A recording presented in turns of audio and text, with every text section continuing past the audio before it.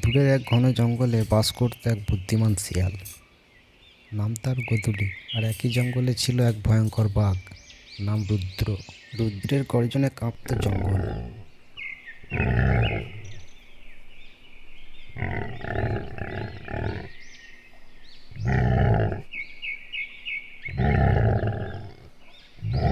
প্রাণীরা পালিয়ে যেত ভয়ে, আর গোধূলি তার বুদ্ধি দিয়ে সবাইকে সাহায্য করত।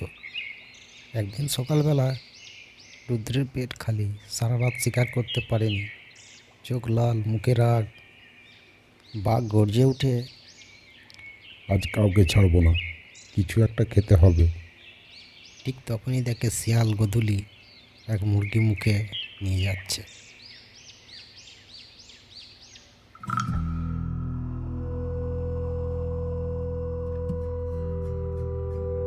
এই শিয়াল, থাম, ওই মুরগিটা আমাকে দে। শিয়াল একটু থেমে হাসলো। বাঘ মামা, আপনি তো জঙ্গলের রাজা। আমি কি আপনার কাছ থেকে মুরগি কাটবো, লুকাবো? আপনি যদি চান, আমি আপনাকে এমন এক জিনিস দেখাবো যেটা খেলে আপনি সারা জীবন তৃপ্ত থাকবেন। সত্যি বলছিস? রাজাদের সঙ্গে মিথ্যা চলে না মামা। আসুন আমার সঙ্গে নদীর ধারে। শিয়াল বাঘকে নিয়ে গেল নদীর কাছে। জলের ভেতর সূর্যের আলো পড়ে চকচক করছে।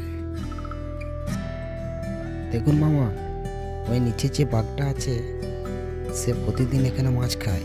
জলের নিচে বড় বড় মাছ জমিয়ে রাখে। আজ চলুন ওকে শিক্ষা দিই। বাঘ নিচে তাকিয়ে দেখে নিজের প্রতিবিম্বী, কিন্তু সে বুঝতে পারে না। আরে আরে এত বড় বাঘ আমার এলাকায়, সাহস তো কম নয়। ওর নিচে বড় বড় মাছ আছে, ওর নিচে বড় মাছ আছে মামা। আপনি যদি ঝাঁপ দেন, ও পালাবে, আর মাছগুলো আপনার। তাহলে এখানে ওকে দেখাচ্ছি কি আসল রাজা। বলে ছপ করে নদীতে ঝাঁপ দিল। বেশ কিছুক্ষণ বুদবুদ উঠল, তারপর নদী শান্ত হয়ে গেল। বুদ্ধি না থাকলে শক্তিও বৃথা। জঙ্গলের প্রাণীদের সভা। রাত্রি নেমেছে, চাঁদের আলোয় জঙ্গল ঝলমল করছে। হরিণ, বানর, তোতা সবাই শিয়ালের চারপাশে জড়ো হয়েছে। শিয়াল দাদা, তুমি তো আজ বাঘকেও বুদ্ধিতে হারালে।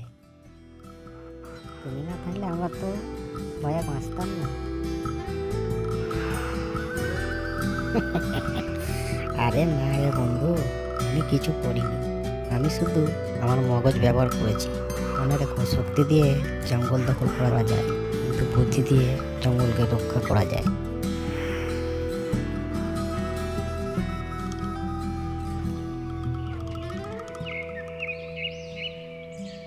পরদিন ভোরে সূর্য উঠেছে, নদীর ধারে আবার নরম আলো পড়েছে।